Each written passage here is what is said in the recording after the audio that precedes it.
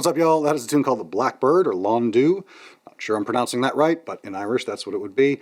It's a great old hornpipe, and it was brought to my attention repeatedly that I don't have a lot of hornpipes on this channel, and kind of in the spirit of that, I'm carrying on with the last one that I did, also a hornpipe, which, hint, hint, maybe we could put together in a set coming soon. But in the meantime, let's break down this basic melody here. This tune is in the key of D major, so a D whistle obviously is what we're looking for here. It starts in a B, or we could say it starts in the 6, as in 1, 2, 3, 4, 5, 6. I kind of dig tunes that do that. It's sort of like a bittersweet kind of sound, I think. That's what I think of when I hear it anyway, so this one definitely features that a lot. Starts on there, so let's go with a basic melody here, nice and slow, right? Here we go.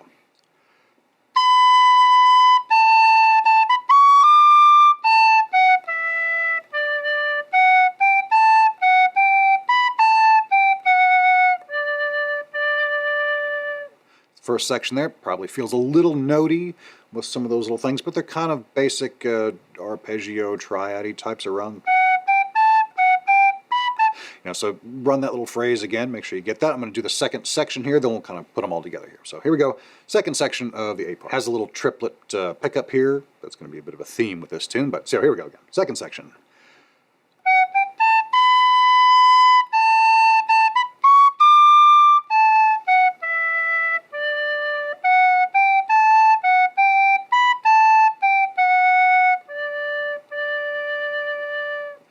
And that's the whole A part. That will repeat, that whole section there, and then we move on to the B part. But let's run the whole thing all together nice and slow. Here we go, full A part here. Again, starting on the B.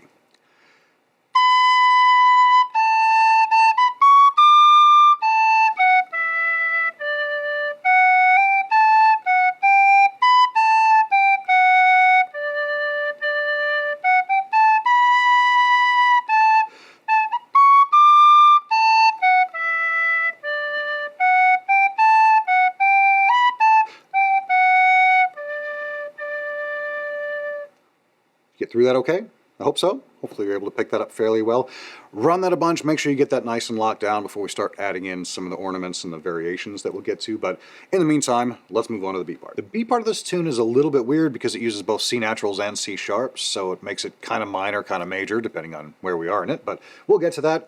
Nice and slow here, basic melody.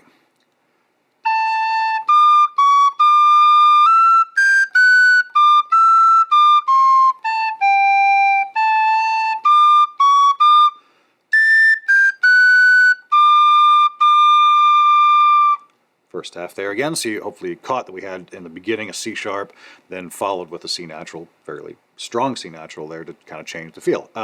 When we go through the second half here, we'll do that again nice and slowly, then we'll come back just as we did before and catch the whole thing. But here we go, second half.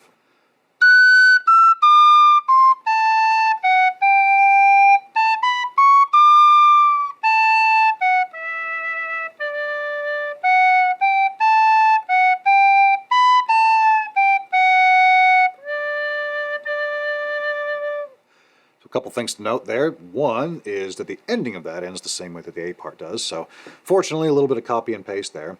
The beginning of that does have a bit more of that notey kind of thing, so make sure you're working in and getting those sort of arpeggio, bouncy things nice and clean. All the way through the whole B part if we can, nice and slow, nice and smooth. Here we go.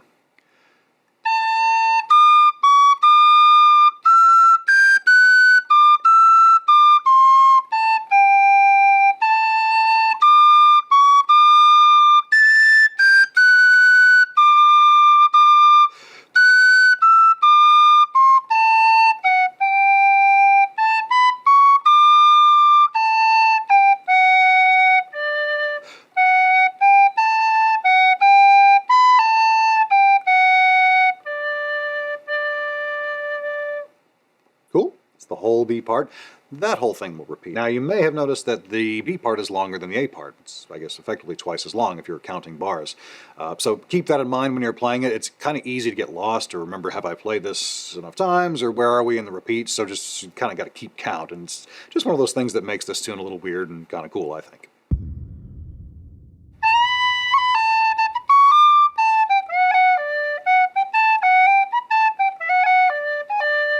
I like to think space with this tune. It's got such a nice groove, and that sixth thing in the beginning is just so wistful. I don't want to get in the way too much with the ornaments, so there's a couple things that I do want to put in there to amplify that, but I don't want to drive it too crazy with rolls and all sorts of stuff. So my advice with this tune is think space. So in the beginning,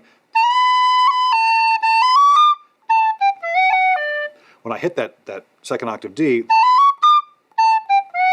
I really like to hit that and come off and just give it a little bit of an actual gap in there.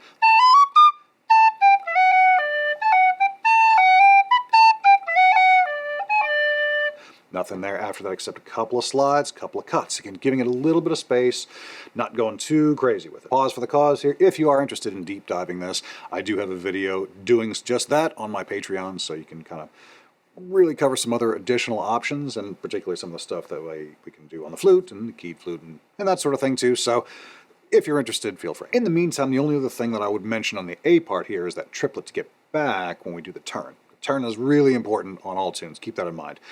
In this case,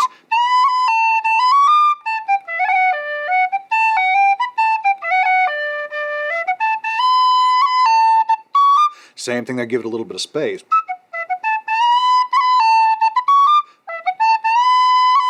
And if I'm doing that very staccato-y thing in the beginning,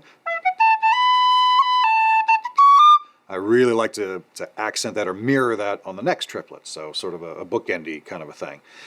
That's how I think of it anyway. So if you're going to do that triplet, it's not going to be as punchy as the one that we usually get up there, so yeah, you can kind of fake it with the tonguing effect, but try not to lose the rhythm. It's really important to make sure that we're still giving it that kind of a jig rhythm, a 6 rhythm in the middle of a 4 tune, which is why that works.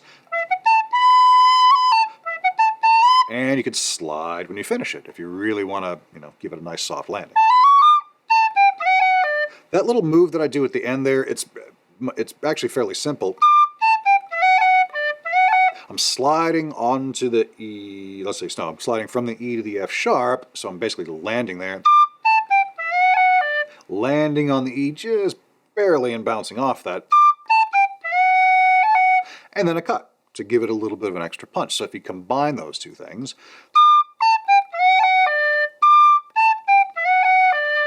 and up tempo, or in time at least with the rest of the hornpipe, it gives it a really nice little lilty, lifty kind of feel.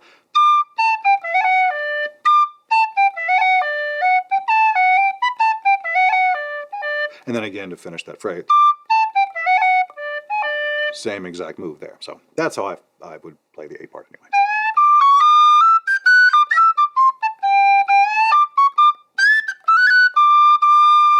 A lot of slides in there. I think this is a useful trick in the second part because it goes to that minor E, C naturally bit. The slides have that kind of cool, dirty sound.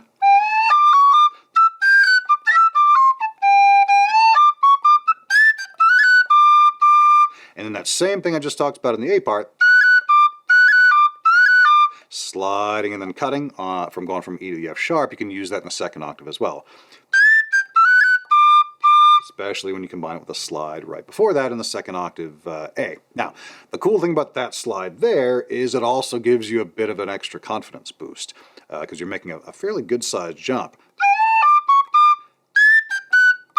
Going from the second octave D, which of course is pretty easy to hit, to that second octave A, which is a big jump, and it's easy to break that note. Sliding into it makes it a little bit more guaranteed, gives you a little bit more of a cushion or margin for error, right? So, and then if you're doing a slide on the high A, you can do this slide into the F sharp and kind of bookend, again, carry on the theme. Cutting that F sharp there, that's one of those highest note in the phrase tricks that I use, despite the fact that we're not clearly in the highest note in this phrase, we just hit a high A, but we're sort of coming back from the stratosphere, and now we're starting the descent, and so sort of an enunciation that we're changing things up. We're going from that upper part down to the lower part.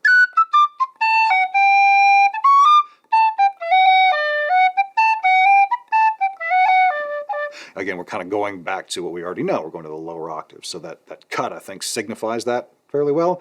Tells a little bit of the story. And then again, we're back into the lower part.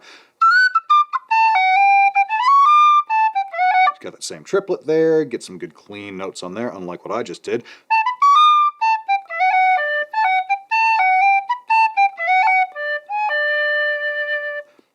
do you think? Let me know what you guys think of this tune. I dig it. It's one that I got from a recording called Kitty Lie Over, or an album called Kitty Lie Over by Mick O'Brien and Caoimhín O'Reilly. Probably not pronouncing that right either. I'll put a link to this track on there. It's in B when they play it. Sorry, no, it'd be in, yeah, B and B. So you'd have to adjust, but definitely give it a listen because it's gorgeous and it's sort of a fundamental set in my part of the world. So let me know what y'all think of that. If you're interested in the deep dive, please do check that out. And until then, I will see you guys in the next one. Cheers.